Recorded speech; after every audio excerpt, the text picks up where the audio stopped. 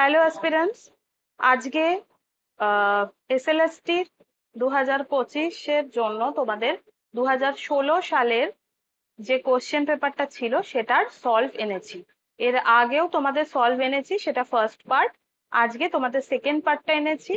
তো যারা যারা ফার্স্ট পার্টটা দেখোনি, নিচে ডেসক্রিপশন বক্সে বা কমেন্ট বক্সে গেলে তোমরা ফার্স্ট পার্টের লিঙ্কটা পেয়ে যাবে, সেটা তোমরা দেখে নিতে পারো। সেদিন কিছুটা কোশ্চেন করানো হয়েছিল, আজকে বাকি কোশ্চেন গুলোর সলভ করানো হবে। শুধু সলভ না, উইথ এক্সপ্লানেশন সলভ করানো হবে।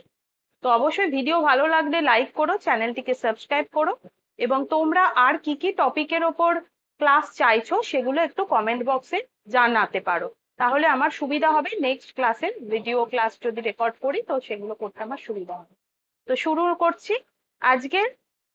এর আগে তোমরা দেখবে যে 22 নাম্বার ওপরই অ্যাকচুয়ালি আমি কোশ্চেনটা করেছিলাম, তবে 22 নাম্বারের কোশ্চেনটা একটু অন্য বলা হয়ে গেছিল।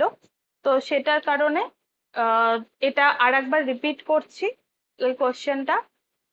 তো দেখো, কোশ্চেনটা হচ্ছে নিম্নলিখিতদের মধ্যে কোনটি জলে নিমজ্জিত উদ্ভিদ, অর্থাৎ সাবমার্জড ফ্লোটিং হাইড্রোফাইট বলছি আমরা। তো এটার অ্যান্সার কি হয়ে যাবে? এটার অ্যান্সার হয়ে যাবে আর্টিকুলারিয়া। এটার অ্যান্সার হয়ে যাবে আর্টিকুলারিয়া। তো এখান থেকে বলা সেটা হচ্ছে, এখানে যে আইপোমিয়া রয়েছে, আইপোমিয়ার অ্যাকচুয়ালি একটা টেরেস্ট্রিয়াল বা ক্লাইম্বার জাতীয় একটা প্ল্যান্ট। ক্লাইম্বার জাতীয় একটা প্ল্যান্ট। এই ছবিতে যে ছবিটা তোমরা দেখতে পাচ্ছ, এই ছবিটা অ্যাকচুয়ালি আর্টিকুলারিয়া বাইফিডার ছবি। আর এখানে আইপোমিয়ার বেশিরভাগটাই জেনাসের বেশিরভাগই সবই হচ্ছে প্রায় টেরেস্ট্রিয়াল। তবে এদের একটা স্পিসিস পাওয়া যায় যাদেরকে বলা হয় আইপোমিয়া অ্যাকুয়াটিকা। এখান থেকে একটা জিনিস বলা, সেটা হচ্ছে আইপোমিয়া অ্যাকুয়াটিকা প্ল্যান্টটা হচ্ছে, এদেরকে বলা হচ্ছে ওয়াটার স্পিনাচ। জলে হয়, ওয়াটার স্পিনাচ। এখান থেকে দেখো ইউফরবিয়া। ইউফরবিয়া তোমরা সকলেই জানো যে ইউফরবিয়া একটা টেরেস্ট্রিয়াল প্ল্যান্ট, মানে ল্যান্ড প্ল্যান্ট, স্থলে হয়। আর আর্টিকুলারিয়া তো বললাম। আর ডেন্টেলা লেপেন্স হচ্ছে, এটাও স্থলজ প্ল্যান্ট, উদ্ভিদ, এবং এরা হচ্ছে ক্রিপিং প্ল্যান্ট। ডেন্টেলা লেপেন্স হচ্ছে creeping plant.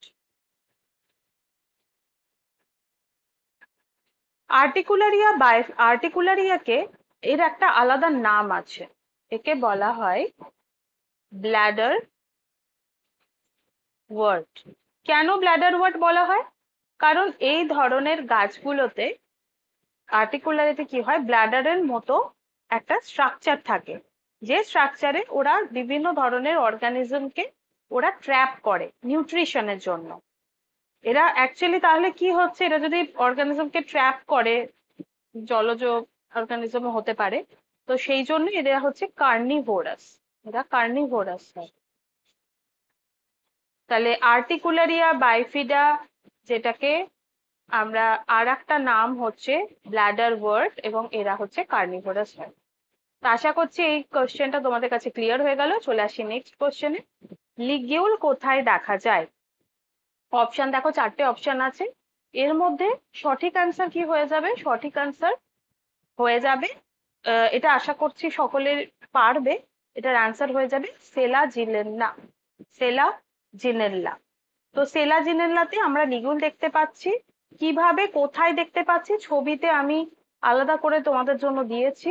In Selaginella the ligule is small. দেখতে পাচ্ছ এই পাতার একদম বেস পোর্শনে একটা আমরা লিগিউল দেখতে পাচ্ছি। এই লিগিউলটাকেই আমি এলএস করে আর একটা ছবি পাশে দেখানো হয়েছে। হ্যাঁ, এটা এখানে দেখো একটা গ্লসোপোডিয়াম টার্ম রয়েছে, তো এটা কি আমরা একটু দেখে নিই। The ligule is a small scale-like tongue-shaped outgrowth found on the upper surface of leaf. এই লিফের আপার সারফেসে আমরা এরকম টাং শেপেড স্মল একটা স্কেল লাইক স্ট্রাকচার আউটগ্রোথ দেখতে পাচ্ছি, যেটাকে বলা হচ্ছে ligule. It is a multicellular structure that plays role in water absorption and retention for the leave and sporangium. এটা হচ্ছে সে লিগিউলের function, ligule can vary in shape, বিভিন্ন শেপের হতে পারে, ফ্যান শেপ হতে পারে, এলিপ্টিক হতে পারে, লিগুইফর্ম শেপের হতে পারে, and is composed of vacuolated cells including a Schollen base that is known as glossopodium. এটা খুব ইম্পর্টেন্ট টার্ম, যেখানে আমরা একটা সোলেন বেস দেখতে পাচ্ছি লিগিউলের, যেটাকে বলা হচ্ছে গ্লসোপোডিয়াম। তো এই টার্মটাও একটু মনে রাখতে হবে। আশা করছি এটাও তোমাদের ক্লিয়ার হয়ে গেল। এবার চলে আসি নেক্সট কোশ্চেনে। কোনটি এর মধ্যে C4 উদ্ভিদ? কোনটি এর মধ্যে C4 উদ্ভিদ? ভীষণ ইম্পর্টেন্ট কোশ্চেন, এবং প্ল্যান্ট ফিজিওলজির পার্টের মধ্যে তোমরা দেখতে পাবে যে ফটোসিনথেসিসের জায়গাতে তোমরা এই পোর্শনটা পাবে, এবং এটা ভীষণ ভীষণ ইম্পর্টেন্ট জায়গা। C4, not only C4, C3, C4, এখান থেকে প্রচুর কোশ্চেন হয়। তো C4 প্ল্যান্টস, এটার অ্যান্সারটাকে আমি বলে নিই, এর মধ্যে কোনটা C4 প্ল্যান্টস? তো অবশ্যই হয়ে যাবে, এটা অ্যান্সার হয়ে যাবে জিয়া মেজ। তো এর মধ্যে বলা যে C4 প্ল্যান্ট অ্যাকচুয়ালি কাদেরকে বলে? C4 প্ল্যান্টস হচ্ছে সেই সমস্ত প্ল্যান্টস যাদের CO2 ফিক্সেশন হচ্ছে, CO2 ফিক্সেশনের পরে যাদের ফার্স্ট স্টেবল প্রোডাক্ট কি দাঁড়াচ্ছে? ফার্স্ট স্টেবল প্রোডাক্ট যেটা হচ্ছে সেটা হচ্ছে অক্সালো অ্যাসিটিক অ্যাসিড। ঠিক আছে, অক্সালো অ্যাসিটিক অ্যাসিড এটা হচ্ছে একটা 4 কার্বন একটা কম্পাউন্ড। এই 4 কার্বন কম্পাউন্ড হওয়ার জন্যই, এদের first stable product 4 carbon compound হওয়ার জন্যই এই উদ্ভিদদেরকে বলা হচ্ছে C4 উদ্ভিদ। এই 4 কথাটা কিন্তু এখান থেকেই এসছে, যে কার্বন, যেহেতু প্রথম স্টেবল প্রোডাক্ট অক্সালো অ্যাসিটিক অ্যাসিড, যেটা হচ্ছে 4 কার্বন যুক্ত একটি যৌগ, এর কারণেই এর নামকরণটা C4 এসছে। ঠিক আছে, এবং C4 প্ল্যান্টস এর একটা স্পেশাল ক্যারেক্টার আছে, সেটা হচ্ছে যে স্পেশাল টাইপ অফ অ্যানাটমি রয়েছে। স্পেশাল টাইপ অফ অ্যানাটমি রয়েছে যাদেরকে বলা হচ্ছে, খুব ইম্পর্টেন্ট একটা টার্ম, যেটাকে বলা হচ্ছে ক্রাঞ্চ অ্যানাটমি। এখান থেকে প্রচুর কোশ্চেন আসে। তো ক্রাঞ্চ অ্যানাটমিটা কি? ক্রাঞ্চ অ্যানাটমিটা হচ্ছে এমন একটা অ্যারেঞ্জমেন্ট যেখানে ভেতরে তোমার থাকতে, আমি এমনি একটা রাফ জাস্ট করছি, এইটা ধরো, মনে করো ভেতরের এইটা, সেটা হচ্ছে bundle sheet. Bundle sheet, bundle sheet রয়েছে, এবং তার বাইরে যেটা রয়েছে, এই বান্ডেল শীটের বাইরে রাউন্ড করে, মানে বলা হয় যে মালার মতো যেটা রয়েছে, সেটা হচ্ছে মেসোফিল সেল রয়েছে। মেসোফিল সেল রয়েছে। তো এই যে, একটা স্ট্রাকচার হলো মালার মতো, যে এরকম একটা অ্যারেঞ্জমেন্ট স্ট্রাকচার তোমরা দেখতে পাচ্ছ, এই স্ট্রাকচারটাকে বলা হচ্ছে ক্রাঞ্চ অ্যানাটমি। ক্রাঞ্চ অ্যানাটমিতে ভেতরে থাকছে মেসোফিল সেল, আর বাইরে, সরি, ভেতরে থাকছে বান্ডেল শীট সেল এবং বাইরে থাকছে মেসোফিল সেল। আমরা একটু আর একটু ছবি মারফত C4 এবং C3 এর ডিফারেন্সটা আমরা একটু বুঝে নিই। সেটা হচ্ছে, দেখো C3 এটা মোটামুটি সমস্ত প্ল্যান্টসেই আমরা দেখতে পাচ্ছি। C4 সাইকেলটা কিন্তু আমরা সব প্ল্যান্টসে দেখতে পাবো না। আমরা C4 প্ল্যান্টসেও কিন্তু C3 সাইকেল আমরা দেখতে পাবো। ঠিক আছে, আর মেন আর একটা ফার্স্ট স্টেবল প্রোডাক্টের একটা ডিফারেন্স আছে। First stable product, first stable product যেটা C3 এর ক্ষেত্রে, C3 এর ক্ষেত্রে যদি আমরা দেখি ফার্স্ট স্টেবল প্রোডাক্ট, C3 এর ক্ষেত্রে ফার্স্ট স্টেবল প্রোডাক্ট হচ্ছে PGA। What is PGA? Phosphoglyceric acid. Phosphoglyceric acid এটা হচ্ছে একটা 3 কার্বন কম্পাউন্ড। এই 3 কার্বন কম্পাউন্ডের জন্য এদের নামটা C3 এসেছে। কিন্তু আমরা C4 একটু আগেই দেখলাম যে ফার্স্ট স্টেবল প্রোডাক্ট হচ্ছে অক্সালো acetic acid, which is a 4 carbon compound. তো সেখান থেকে এর নামকরণটা এসছে C4। এবং আমরা যদি CO2 অ্যাকসেপ্টর দেখি C3 এর ক্ষেত্রে, CO2 অ্যাকসেপ্টর কারা? CO2 অ্যাকসেপ্টর হচ্ছে RUBP, রাইবিউলোজ বিসফসফেট। কিন্তু এক্ষেত্রে যদি আমরা C4 এর ক্ষেত্রে দেখি, C4 এর ক্ষেত্রে আমরা দেখব যে CO2 অ্যাকসেপ্টর অ্যাকচুয়ালি দুজন আছে। CO2 অ্যাকসেপ্টর অ্যাকচুয়ালি দুজন আছে। নাম্বার 1 হচ্ছে পেপ, ফসফোএনল পাইরুভিক অ্যাসিড, আর একটা হচ্ছে RUBP। তো প্রথম কে অ্যাকসেপ্ট করছে? প্রথম অ্যাকসেপ্ট করছে কিন্তু হচ্ছে পেপ। এখান থেকেও কোশ্চেন আছে যে প্রথম অ্যাকসেপ্টার কে, C4 প্লান্টস এর CO2 প্রথম অ্যাকসেপ্টার কে, সেটা কিন্তু পেপ হয়ে যাবে তখন অ্যান্সার। অপশনে যদি RUBPও থাকে সেটা হবে না, তখন অ্যান্সার হয়ে যাবে পেপ। এবার এইগুলো হচ্ছে মেন ডিফারেন্স। এছাড়া আমরা দেখো এখানে আমরা C3 তে আমরা নর্মাল ক্লোরোপ্লাস্ট পাবো, C3 তে আমরা নর্মাল ক্লোরোপ্লাস্ট পাবো, আর C4 এর ক্ষেত্রে আমরা ডাইমরফিক ক্লোরোপ্লাস্ট পাবো, ডাইমরফিক ক্লোরোপ্লাস্ট পাবো। এছাড়া আমরা C4 এ একটা অ্যানাটমি, আমি একটু আগেই সেটা বললাম, সেটা হচ্ছে ক্র্যাঞ্জ অ্যানাটমি, ক্র্যাঞ্জ অ্যানাটমি পাচ্ছি। কিন্তু সি C4 এ পাচ্ছি, C3 তে কিন্তু আমরা কোনো, আমি সংক্ষেপে লিখলাম কে দিয়ে, ক্র্যাঞ্জ অ্যানাটমি আমরা পাচ্ছি না। আর এক্ষেত্রে আমরা দেখবো যে এই যে C4 এর যে কেন হচ্ছে, এর জন্য কি অ্যাডাপ্টেশন, এরা হচ্ছে this plants are more tolerant to high temperature. ঠিক আছে, এটা এদের একটা adaptation, tolerant to high temperature. এটা খুব ইম্পর্টেন্ট একটা জায়গা, এদের C4 প্ল্যান্টসরা উচ্চ তাপমাত্রা সহ্য করতে পারে, উচ্চ তাপমাত্রা যুক্ত পরিবেশে এরা কিন্তু বাঁচতে পারে। কিন্তু C4 প্ল্যান্টস এর ক্ষেত্রে আমরা কোনো ফটো রেসপিরেশন পাবো না, no photo respiration, no photo respiration. তো এইগুলো হচ্ছে মেন ক্যারেক্টার যেগুলো তোমাদের পড়তে হবে। ডাইমরফিক ক্লোরোপ্লাস্ট, এখানে আমরা অ্যাকচুয়ালি গ্র্যানুলার পাবো, গ্র্যানুলার পাবো। তো এইগুলো মোটামুটি তোমাদেরকে একটু পড়তে হবে। নেক্সট কোশ্চেনে চলে আসি, নিম্নের কোন কোষ অঙ্গাণুতে ক্যাটালেজ উৎসেচক থাকে? এটা খুব একটা ভাইটাল জায়গা, সেটা হচ্ছে যে ক্যাটালেজ উৎসেচক কোথায় থাকছে। এটার অ্যান্সারটা বলে নি, অ্যান্সারটা হচ্ছে পেরক্সিজোম। পেরক্সিজোমের মধ্যে হচ্ছে ক্যাটালেজ এনজাইম থাকছে। এখন পেরক্সিজোম হচ্ছে, peroxisome is responsible detoxifying hydrogen peroxide. আমরা যে হাইড্রোজেন পারঅক্সাইডকে এরা ডিটক্সিফাই করছে। কিভাবে করছে? একদিকে তোমার জলে এটাকে ভেঙে দিচ্ছে হাইড্রোজেন পারঅক্সাইডকে, একদিকে জলে ভাঙছে এবং আরেকদিকে হচ্ছে হাইড্রোজেন তৈরি করছে। এটা পেরক্সিজোম আমরা কোথায় দেখতে পাই? ইউক্যারিওটিক সেলে আমরা দেখতে পাচ্ছি, ইউক্যারিওটিক সেলে আমরা দেখতে পাচ্ছি। এবং এর কাজ অ্যাকচুয়ালি হচ্ছে যে এরা সেলুলার ড্যামেজ থেকে প্রিভেন্ট করছে। They prevent a cell from cellular damage, from cellular damage. Actually hydrogen peroxide খুব টক্সিক, তো সেটা যে কোনো কোষের ক্ষেত্রে বা যে কোনো জায়গায় যদি জমা হয় সেটা সেই সেলকে ড্যামেজ করে দিতে পারে। কিন্তু সেল তো ড্যামেজ হচ্ছে না, সেল সেই টক্সিক পোর্শনটাকে ডিটক্সিফাই করতে পারছে, সেটার কারণ একমাত্র হচ্ছে পেরক্সিজোম বা পারক্সিজোম। বিকজ দে ক্যাটালাইজ, মানে ক্যাটালেজ এনজাইম এই সাহায্যে এই পেরক্সিজোম কি করছে, H2O কে ভেঙে জল এবং হাইড্রোজেনে বিশ্লিষ্ট করে দিচ্ছে, যার জন্য এই ক্ষতিকারক পদার্থটা আর কোষে থাকতে পারছে না, আর সেলুলার ড্যামেজও হচ্ছে না। এই জন্য পেরক্সিজোম কে মানে অঙ্গাণুতে বলা হচ্ছে যে ক্যাটালেজ উৎসেচক থাকে, তো এইভাবে কাজটা করছে। নেক্সট কোশ্চেনে চলে আসি, ভেসেল বা ট্রাকিয়া বিহীন একটি উদ্ভিদ হলো। অ্যান্সার কি হয়ে যাবে? ভেসেল বা ট্রাকিয়া বিহীন, তোমরা জানো যে ভেসেল বা ট্রাকিয়া এটা হচ্ছে অ্যাকচুয়ালি জাইলেমের একটা পার্ট। জাইলেমের পার্ট তোমরা জানো, জাইলেমের 4টে পার্ট রয়েছে, জাইলেম ফাইবার রয়েছে, জাইলেম প্যারেনকাইমা রয়েছে।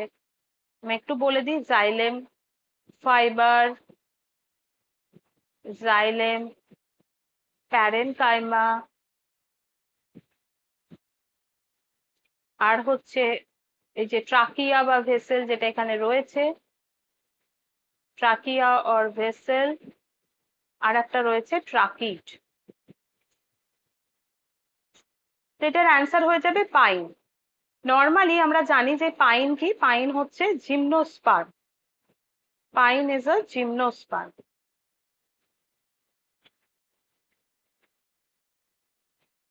জিমনোস্পার্ম, তো এই জিমনোস্পার্মের ক্যারেক্টারের মধ্যেই পড়ে যে জিমনোস্পার্ম হ্যাভ অনলি ট্রাকিডস, জিমনোস্পার্মের কি রয়েছে? শুধুমাত্র ট্রাকিড রয়েছে, দে হ্যাভ ট্রাকিড রয়েছে, কিন্তু ট্রাকিয়া থাকে না। জিমনোস্পার্মে ট্রাকিয়া বা ভেসেল থাকে না। এবার এখানে তোমরা দেখতে পাচ্ছ যে নিটাম ইজ অলসো এটাও হচ্ছে একটা জিমনোস্পার্ম। তাহলে নিটামটা কেন অ্যান্সার হলো না? আর নিটামের মধ্যে একটা ইউনিক ফিচার্স আছে।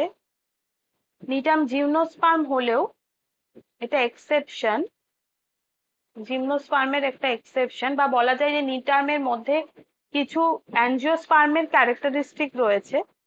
তো এটা একটা অ্যাঞ্জিওস্পার্মের সাথে তার একটা মিল রয়েছে। তো নিটামের জাইলেমের মধ্যে কিন্তু দুটোই কন্টেন করছে। নিটামের জাইলেম দুটোই কন্টেন করছে, অর্থাৎ ট্রাকিডও রয়েছে নিটামের জাইলেমে ভেসেলও রয়েছে, আর ট্রাকিয়াও রয়েছে। সেজন্য নিটামকে এটা অ্যান্সার হলো না জিমনোস্পার্ম হওয়া সত্ত্বেও।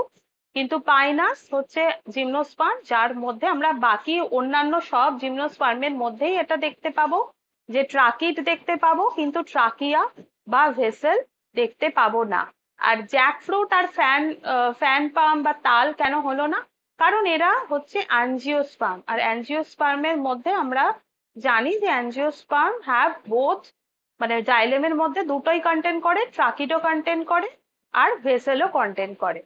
তাহলে এরা হচ্ছে অ্যাঞ্জিওস্পার্ম, ফ্যান পাম আর জ্যাকফ্রুট হচ্ছে অ্যাঞ্জিওস্পার্ম। আর পাইনাস হচ্ছে জিমনোস্পার্ম, নিটামও হচ্ছে জিমনোস্পার্ম, কিন্তু জিমনোস্পার্মের মধ্যে এক্সেপশন হচ্ছে নিটামের মধ্যে দুটোই আছে, ট্রাকিড আছে, ভেসেল আছে। চলে আসি নেক্সট কোশ্চেনে।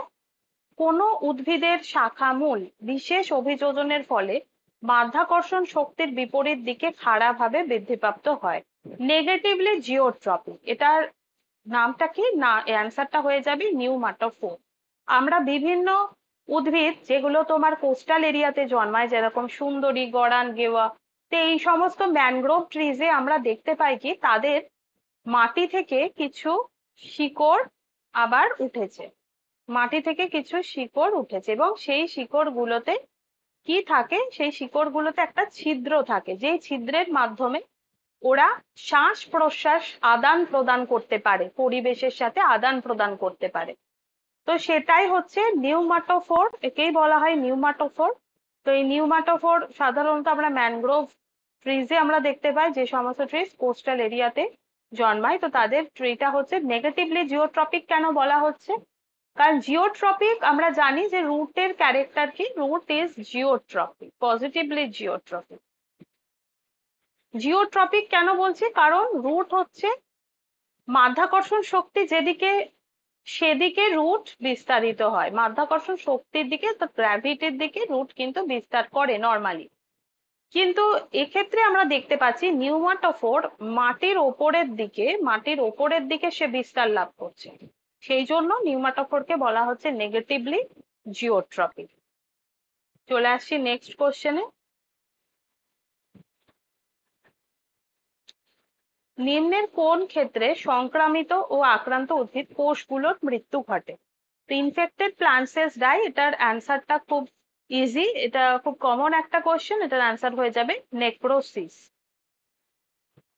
তো তারপরের কোশ্চেনটা হচ্ছে জিমনোস্পার্ম গোষ্ঠীভুক্ত নিটাম উদ্ভিদের স্ত্রীলিঙ্গধর হলো ট্রাইস্পোরিক, টেট্রাস্পোরিক, বাইস্পোরিক না মনোস্পোরিক? অ্যান্সার কি হয়ে যাবে? অ্যান্সার হয়ে যাবে টেট্রাস্পোরিক। নেক্সট কোশ্চেনে চলে আসি। সিউডোবাল্ব কোন উদ্ভিদের গোত্রে পাওয়া যায়? সিউডোবাল্ব কোন উদ্ভিদের গোত্রে পাওয়া যায়? এটা দেখো, সিউডোবাল্ব কোন উদ্ভিদের গোত্রে পাওয়া যায়, অ্যান্সার কি হয়ে যাবে? অ্যান্সার হয়ে যাবে অর্কিডেসি।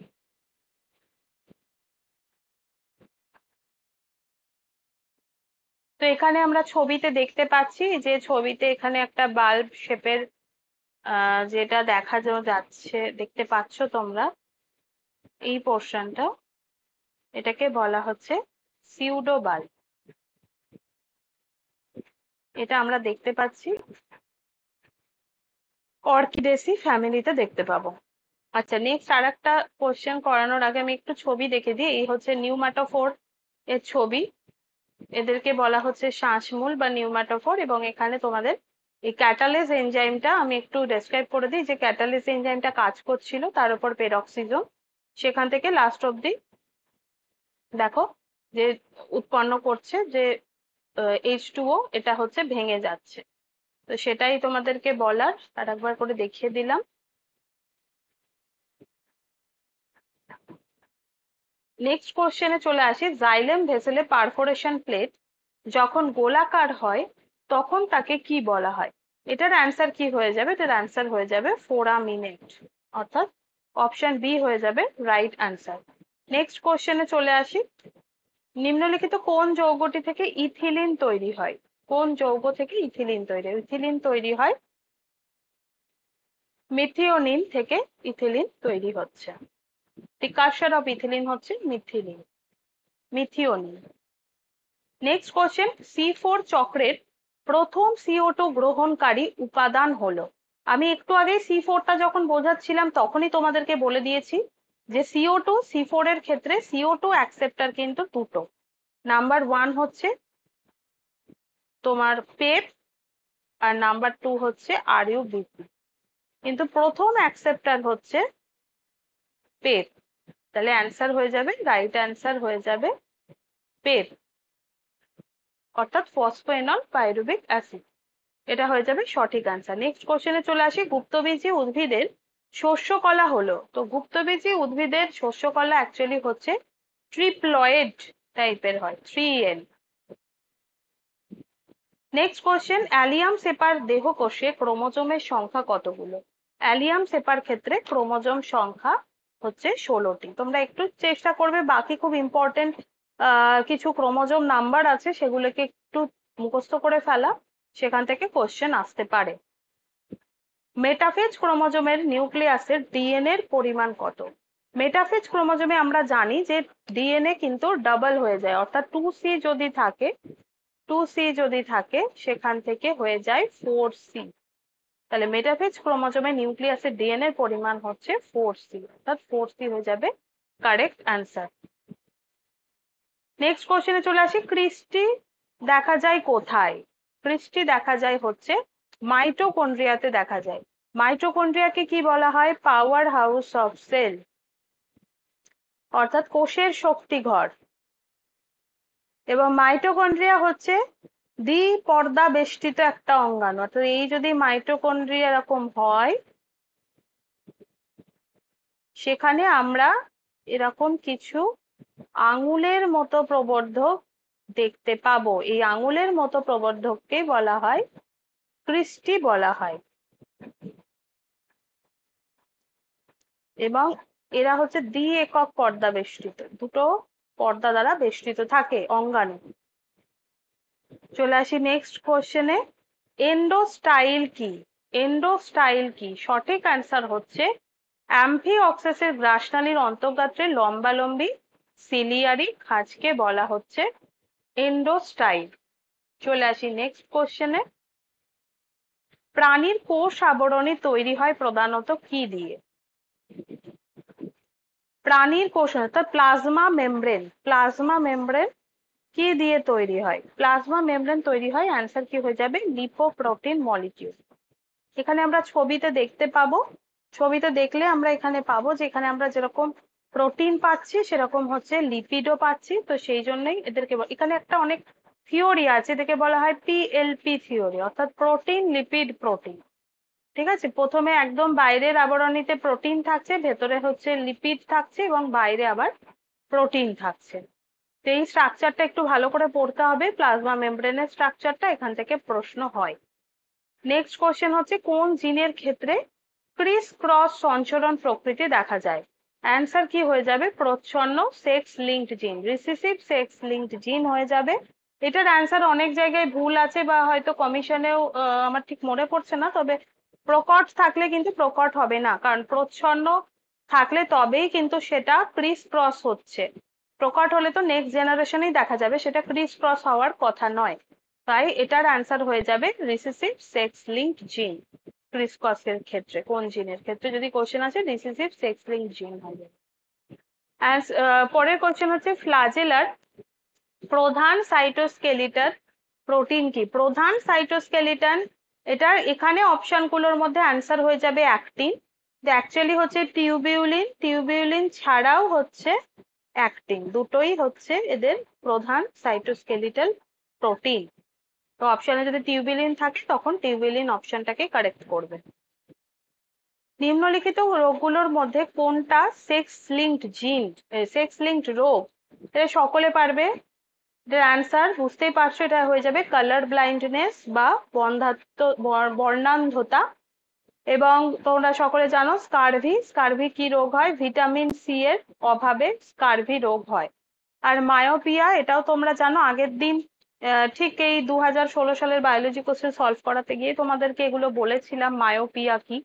মায়োপিয়া হচ্ছে, আমি আবার আর একবার বলে দিচ্ছি, মায়োপিয়া হচ্ছে নিয়ার সাইটেডনেস, অর্থাৎ কি কাছের জিনিস ক্লিয়ারলি দেখতে পাচ্ছে, দূরের জিনিস দেখতে পাচ্ছে না।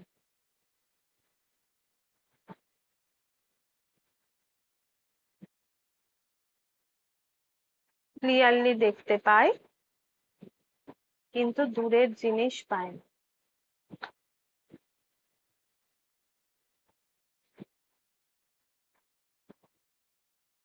নেক্সট কোশ্চেনে চলে আসি। আরশোলার পুঞ্জাক্ষীর দর্শন একক হলো? তো visual unit of compound eye of cockroach, সেটা হয়ে যাবে ommatidium. Next question, foramen of Panizza কাদের হৃৎপিণ্ডে দেখা যায়? অ্যান্সার কি হয়ে যাবে? অ্যান্সার হয়ে যাবে ক্রোকোডাইলস।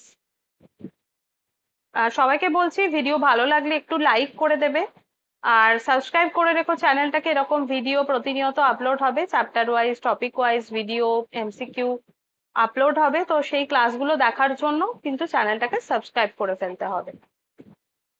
স্পারমাটিয়েলেসিস হলো এটা কি? এটা একটু টার্মটা একটু ভুল দিয়েছে, যাই হোক। এটার অ্যান্সার কি হয়ে যাবে? 45 এর অ্যান্সারটা হয়ে যাবে অপশন সি হয়ে যাবে। এটার নাম অ্যাকচুয়ালি টেলিওসিস বলা হয়, যে বানানটা আছে এটা অ্যাকচুয়ালি এই জায়গাটুকু আমি লিখছি, টেলিওসিস বলা হয়, স্পারমাটেলিওসিস। তো অপশন সি হয়ে যাবে কারেক্ট অ্যান্সার। নেক্সট কোশ্চেনে চলে আসি। বাস্তুতন্ত্রের ধারণ ক্ষমতা বলতে কি বোঝায়? ক্যারিং ক্যাপাসিটি অফ ইকোসিস্টেম, এটার অ্যান্সার কি হয়ে যাবে? অপশন বি হয়ে যাবে right answer. The number of organism and ecosystem can support without environmental degradation, অর্থাৎ পরিবেশের ক্ষতি না করে বাস্তুতন্ত্রের জীব ধারণ ক্ষমতা যেটা, সেটাই হচ্ছে carrying capacity of ecosystem. Next কোশ্চেনে চলে আসি। উড়ুক্কু পতঙ্গের ডানাগুলি যুক্ত থাকে কার সাথে? তো কিসের সাথে যুক্ত থাকে? দ্বিতীয় এবং তৃতীয় বক্ষখণ্ডে যুক্ত থাকে, অপশন বি হয়ে যাবে রাইট অ্যান্সার। ব্যাঙের ভ্রূণ পরিস্ফুরণের পরবর্তীকালে ব্লাস্টোপোরটি পরিণত হয়ে কি সৃষ্টি করছে? ব্লাস্টোপোরটা পরিণত হয়ে সৃষ্টি করে ক্লোয়াকা, অপশন বি হয়ে যাবে রাইট অ্যান্সার। ম্যালপিজিয়ান টিউবিউলের মধ্যে সংগৃহীত নাইট্রোজেন ঘটিত বর্জ্য মুক্ত হয় কোথায়? কোশ্চেন নাম্বার 50 অ্যান্সার হয়ে যাবে অন্ত্রে, অর্থাৎ ইন্টেস্টাইনে, অপশন ডি হয়ে যাবে রাইট অ্যান্সার। নিম্নোক্তদের মধ্যে নিওট্রপিক অঞ্চলভুক্ত প্রাণীরা কারা? এর মধ্যে যে অপশন আছে সেই অপশনগুলোর মধ্যে কমিশন তো এটাকেই ঠিক বলেছে, এবং বিভিন্ন জায়গায় সোর্সে এই লামাটাকে অ্যান্সার হিসেবে ধরা হয়েছে নিওট্রপিক ফনার মধ্যে। নেক্সট কোশ্চেনে চলে আসি। ইমিউনোলজিক্যাল পরিহার বলতে কি বোঝানো হয়? ইমিউনোলজিক্যাল ইভেশন বা ইমিউনোলজিক্যাল পরিহার বলতে বোঝায় a strategy of parasites to evade host immune response for their survival probability, option B হয়ে যাবে এটার correct answer. Next question, T লিম্ফোসাইটের পোটেন্ট একটা অ্যান্টিজেন কি? তো টি লিম্ফোসাইটের পোটেন্ট অ্যান্টিজেন হচ্ছে ফাইটোহিমোগ্লুটিনিন, অপশন সি হয়ে যাবে রাইট অ্যান্সার। প্যানক্রিয়াসের আইলেটস অফ ল্যাঙ্গারহ্যান্সে সংশ্লেষিত ইনসুলিন ও গ্লুকাগন কোন লক্ষ্য কোষগুলিতে কার মাধ্যমে পৌঁছায়? 54 হয়ে যাবে, অ্যান্সার হয়ে যাবে ব্লাড।